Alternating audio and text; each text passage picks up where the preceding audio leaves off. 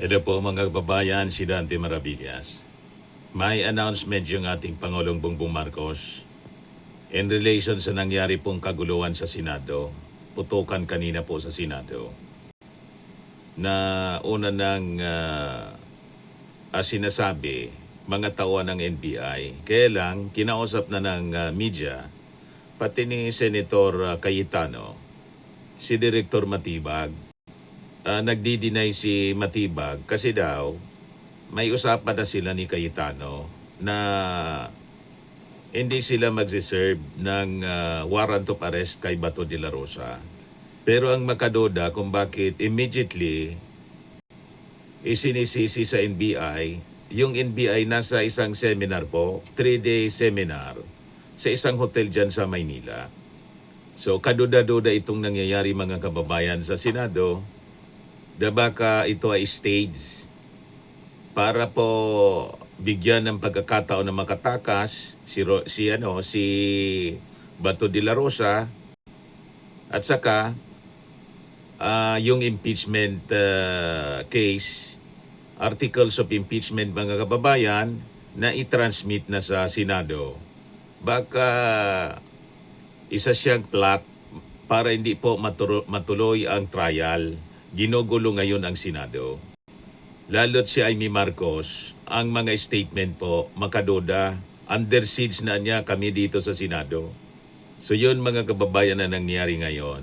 So panoorin muna natin ang naging statement ng ating Pangulong Bongbong Marcos. Kasi sinabi po ng ating Pangulo, tinawagan si Alan Peter Cayetano, hindi niya galing sa gobyerno ang involved dyan sa putukan na nangyari.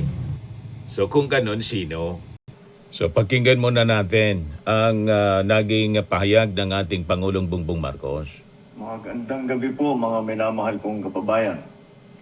Ako'y nais magbigay ng isang statement tungkol sa mga pangyayari sa Senado ngayong gabing ito.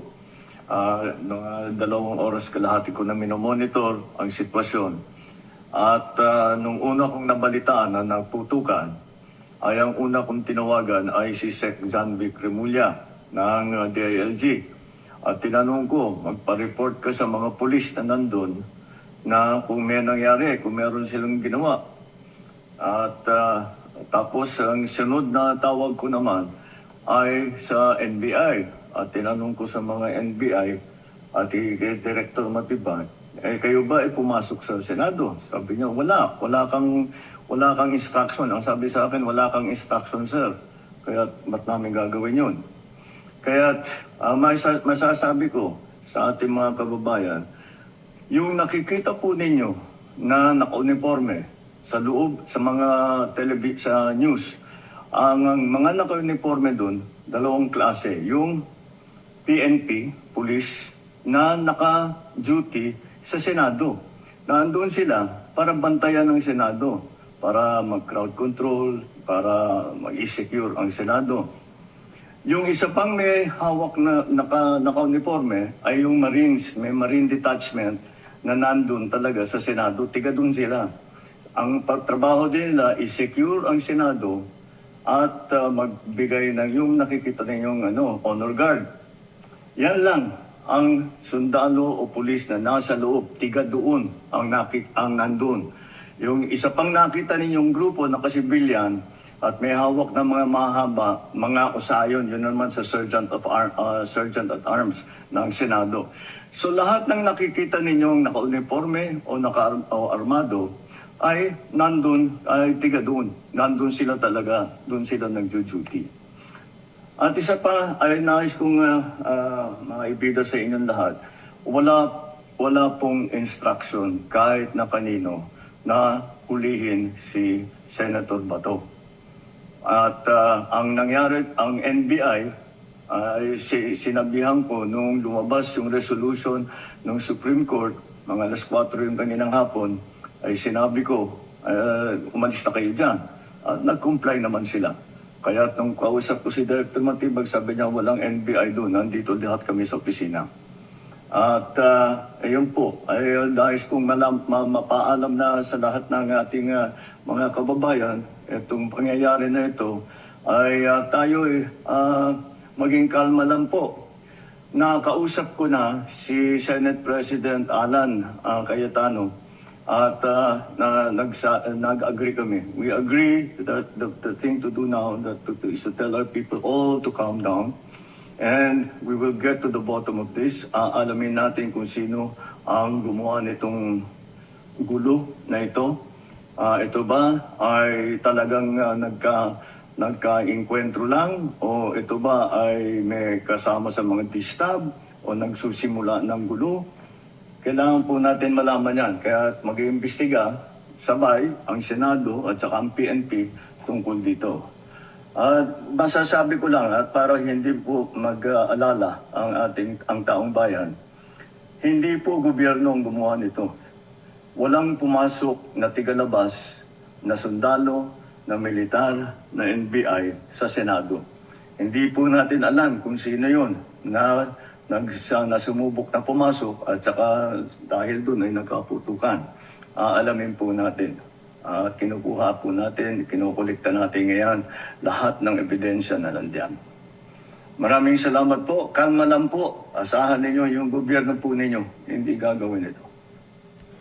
So malinaw mga kababayan ang statement ng ating Pangulong Bongbong Marcos. Hindi natin maintindihan kung bakit immediately kanina po sa mga statement ni Cayetano itinuturo agad-agad yung NBI. Kaya nang interview yung mga kababayan si Matibag, pinapuntahan pa nga ni Matibag yung location niya sa isang hotel kay Jan Consulta, isang reporter. Lahat niya kami nandito 3 days na. Walaan niya kaming tao, mga kababayan dyan sa Senado. At ayaw nila nga pumunta doon kahit nire-request na pumunta kasi anya napagdududahan na kami. Baka mapahamak naman yung aming mga tao. Pero hindi natin maintindihan kung bakit makikita mo sa mga statements ng kampo ng mga DDS senators, immediately ang itinuturo po NBI. Kahit po si Atty. Torion, si Amy Marcos, at saka si Cayetano, immediately ang itinuturo, pati si Pia Cayetano, ang itinuturo po NBI. Paano nila nalaman?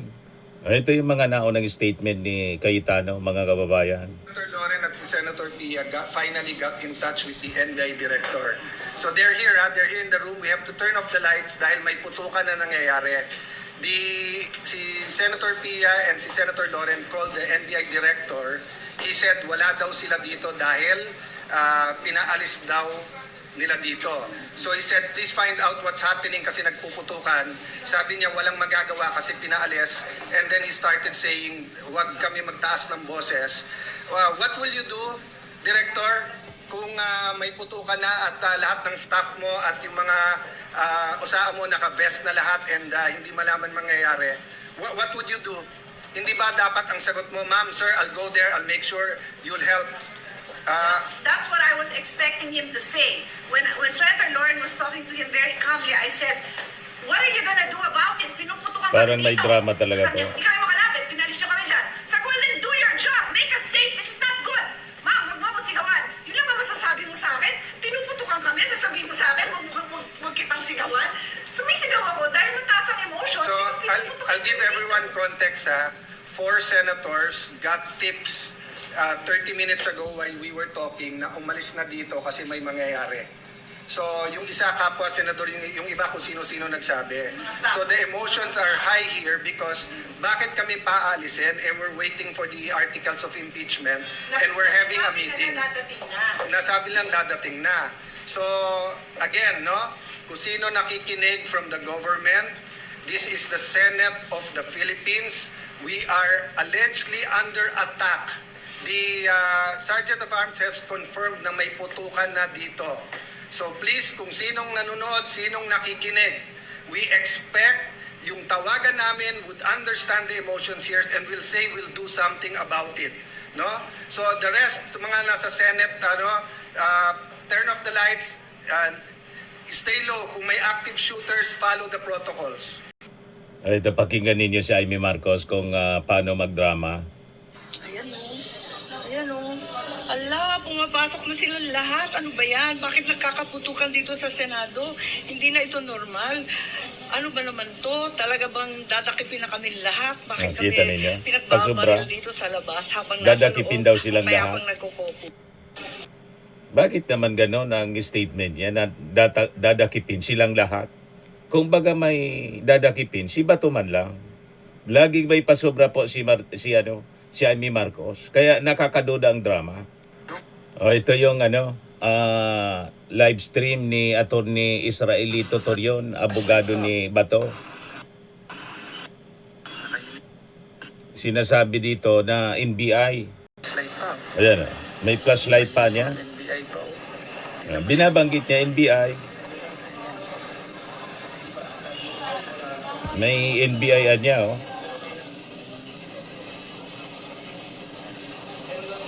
Madilim po. Minimension niya NBI. Si Atty. Torion, live yan.